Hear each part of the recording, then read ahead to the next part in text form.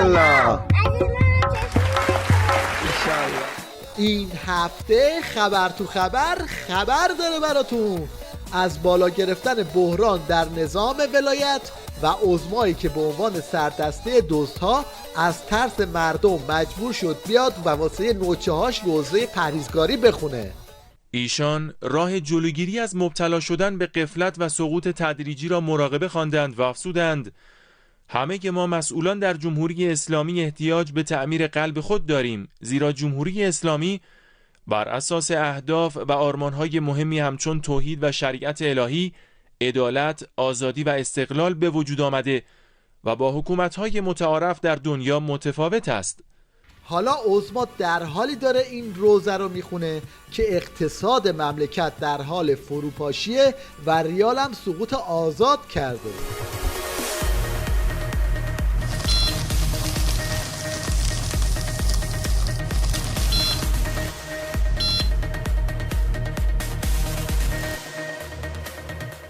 این نوبخت که قشنگ معلوم بدبخت شده به عنوان سخنگوی دولت به جایی که علت این بحران رو بگه توپ رو میندازه تو زمین بانک مرکزی.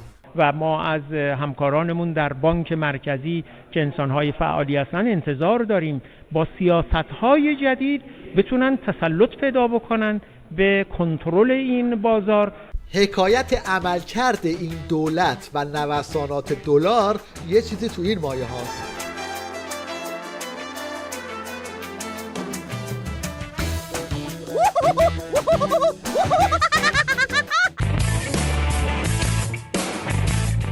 حالا بشنوید از وزیر اقتصاد و دارایی که به شیوه کی بود من نبودم پای نیروی انتظامی رو میکشه وسط.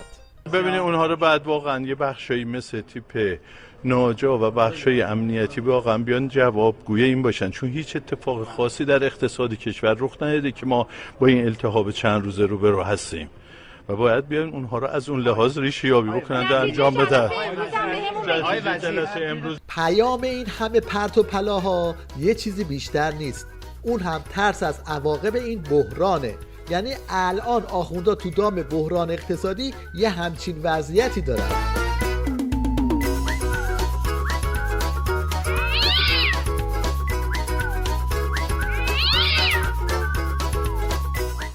از همه پرتابتر این معاون اول شیخ فری بود که اومد با یه وعده دوغکی به خیال خودش آب بریزه رو آتیش بحران دلار. نرخ ارز کشور 4200 تومان خواهد بود و ما با این عدد و با این رقم ارز و همه نیازهای کشور از طریق بانک مرکزی و صرافی‌ها و بانک‌های تحت کنترل بانک مرکزی ارز خواهیم داد. اما این جهانگیری خبر نداشت که رئیسش چند ماه قبل زیرا به همین اقتصاد دستوری رو زده. مگر اقتصاد دستوری هم در دنیای امروز معنا و مفهومی دارد و مگر میتوان در یک شعار در یک برنامه تلویزیونی اعلام کرد که نرخ دلار باید به 700 تومان تقلیل پیدا کند و بعد از چند ماه دلار به چند برابر قیمت افزایش یابد؟ خلاصه این که خودشون هم نمیدونن ضربه رو از کجا خوردن.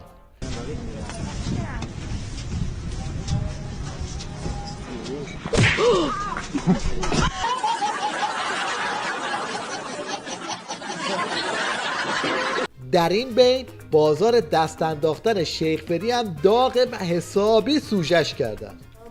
دیگه بستم روحانی داری مغزمو میسایی، چطور تا 1400 بات بمونم؟ تا توی همه چی داغونه، ما رو کردی تو دیوونه، خودت اصل فیلتری میدونم. نپیچون کلید تو روحانی، اشتباهی کردیش توی جایی، کلیدت واسه قفل تلگرامه. نگو از کلیدو دیگه برجام، نگو که میریزه همه برگام، کلیدت واسه قفل تلگرامه. نگو دیگه از نرخ دلاره، پس کو اون همه حرف و شعاره، کلیدت واسه قفل تلگرامه.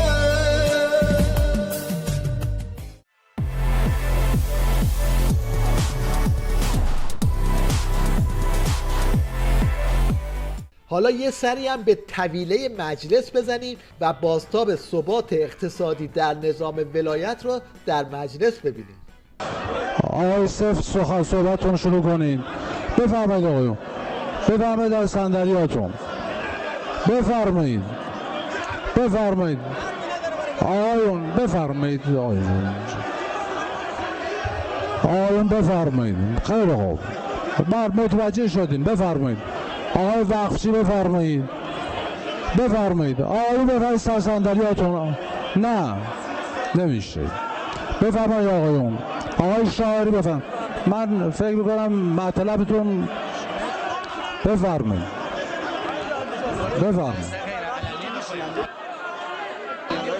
اجازه بدیم.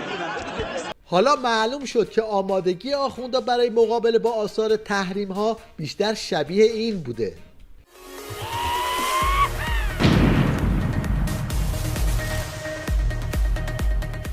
وقتی وضعیت قرمز میشه اولین نتیجهش وارفتن بسیجی هاست. حالا برای اینکه بسیجی ها رو سر حال بیارن باید چیکار کنن؟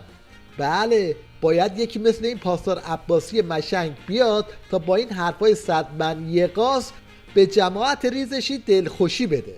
خود سازمان‌های بین‌المللی به خصوص بانک جهانی و صندوق بین‌المللی پول نقشه منتشر کردن. در کجا؟ در اکانومیست ریدرز دایجست، این آدرس وبسایتشه. نقشه‌ای که منتشر کردن، کشورهایی که به رنگ قرمز در آمدن اقتصادشون در آستانه فروپاشیه. این که حرف ما نیست. کدوم کشورهاست؟ آمریکا، کانادا، مکزیک، کل اروپا مطلقاً. میتونید رو پرده ببینید. چین که گفته میشه همه جای دنیا رو گرفته، هند، ژاپن، کره جنوبی و استرالیا. این کشورها که گفتید که همیشه به ما گفتن اینا اقتصاد بازار آزاد، اقتصاد لیبرالی، اینا خیلی وضعشون خوبه. به شما دروغ گفتن. بزبز قندی هم طبق معمول در حال کلکل کردن با دلارام هاست تا شاید تو این اوضاع بحرانی یه چیزی به خودش و همباندیاش بماسه. شما معامله هسته‌ای کردی سر تحریم، گفتی اونا گفتن تحریما رو برداشتیم برمیدارن، بعد گفتیم که اصلا برداشتن، گفتین همش رفت، کل تحریما رفت، هسته‌ای، غیر هسته‌ای، نظامی، موشکی، در حالی که این حرف رو خود اونا نگفته بودن هیچ وقت، از قول اونا گفتیم.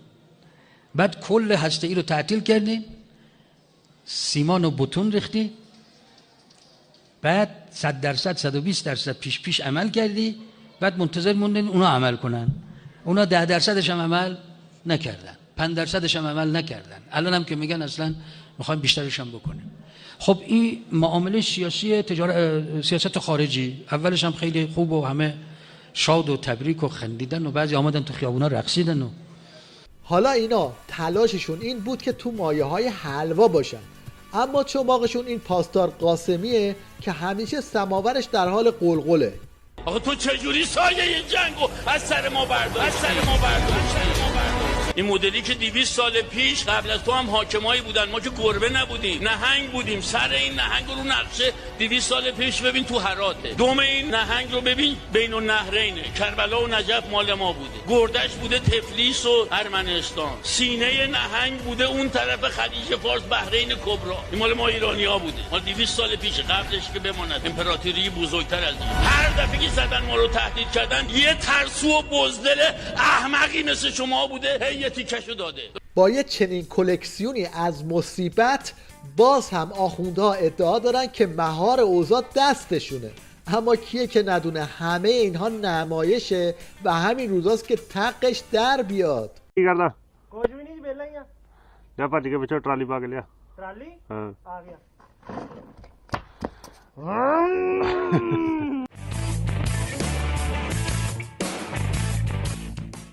در شرایطی که عمامه عظما پریشون شده و نظام داره به فنا میره، این حاجی پهنیان اومده به بسیجی‌ها توصیه میکنه که ساده نباشید. ساده نباش. مشکل کشور ما این سادگی بعضی وقتا موجب میشه که آدم به خودش اعتماد نکنه و استعدادهای پنهان ملت خودش رو نبینه. بسیاری از علما زمانی که امام قیام کرد میگفتن نمیشه. امام باهوش بود، باهوشتر از اونا بود، فرمود میشه. و امام و کسانی که از علما حرف ایشون رو قبول کرده بودن دیدن شد. ساده نباش. ساده لوح یک اصطلاحی است که حضرت امام در ادبیات سیاسی ما آورد. اولین بار هم صریحاً در مورد آقای منتظری به کار برد. فرمود شما ساده لوحی. کشور رو میدی دست لیبرال ها و از اون طریق کشور رو میدی دست منافقین. حضرت امام معتقد کسی که به لیبرال ها اعتماد کنه ساده لوحه. این پهنیان خبر نداره که کار از سادگی و پیچیدگی گذشته. الان دیگه زمین زیر پای عظما خیلی شکننده است.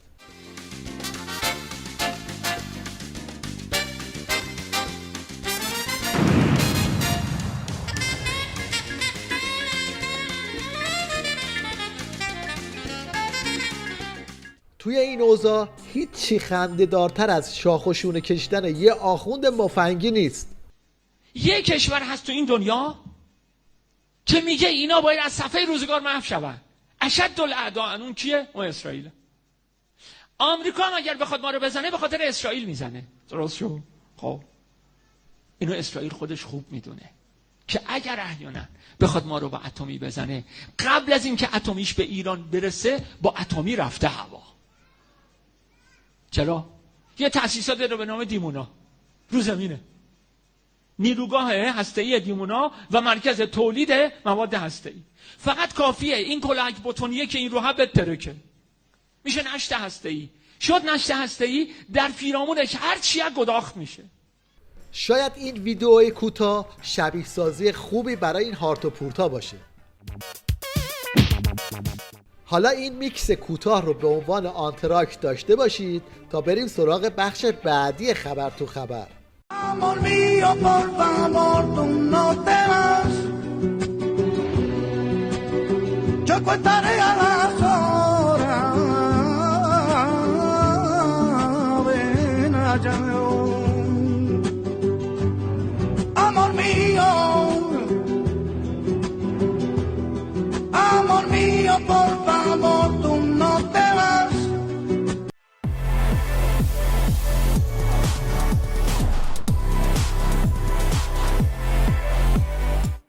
همزمان با بالا گرفتن بحث فیلترینگ تلگرام و تلاش آخوندا برای راه اندازی پیامرسان جاسوسی، عظما رفت تو فاز دروغای شاخدار. تعرض به امنیت و حریم مردم در پیامرسان‌های داخلی حرام شرعی است.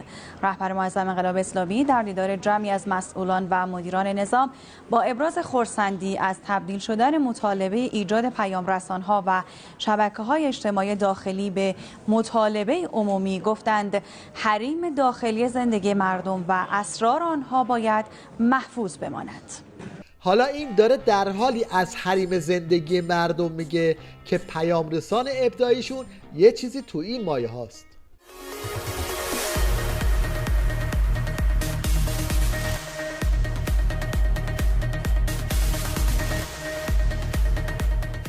از اون طرف تیویریش هم زده تو کار مستندسازی های آبدوخیاری و چسبوندن تلگرام به شرق و غرب. یک هواپیمای کاغذی سفید در آسمان آبی، برنامه پیامرسانی که با شعار حفاظت از امنیت کاربران اینترنت فراگیر شد. بسیاری از کاربران به دلیل ملیت روسی طراح و سازنده تلگرام پاول دروف فکر می‌کنند که این نرم افزار روسی و تحت قوانین این کشور فعالیت می‌کند. درسته که تلگرام توسط پاول دوروف یک شهروند روسی راه اندازی شده، اما پیامرسان تلگرام روسی محسوب نمیشه چون هیچ کدام از سرورهای آن در روسیه نیست و ارتباطی با کشور روسیه نداره. همه اینها رو میگن که ته خط یه اینترنت ولایی درست کنن تا باهاش مخاطبهای خودشون رو فریب بدن و اینطوری جلوه بدن که هیچ فرقی با اینترنت آزاد نداره.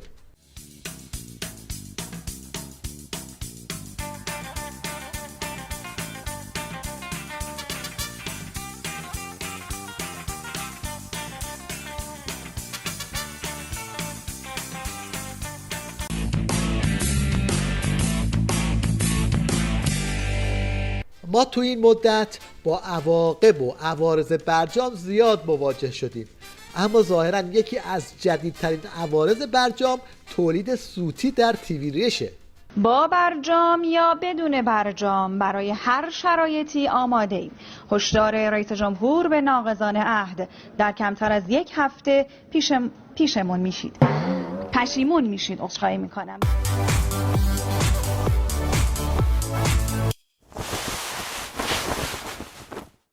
در پایان این شما و این یه نگاه متفاوت و بدون شرح به مهمان. ما برای آن که مهمان حس خوشبختی کند، پس تنها میدهیم، پس تنها میدهیم. ما برای آن که مهمان سکته مغزی کند، رمز وای فای میدهیم، رمز وای فای میدهیم. لا لا لا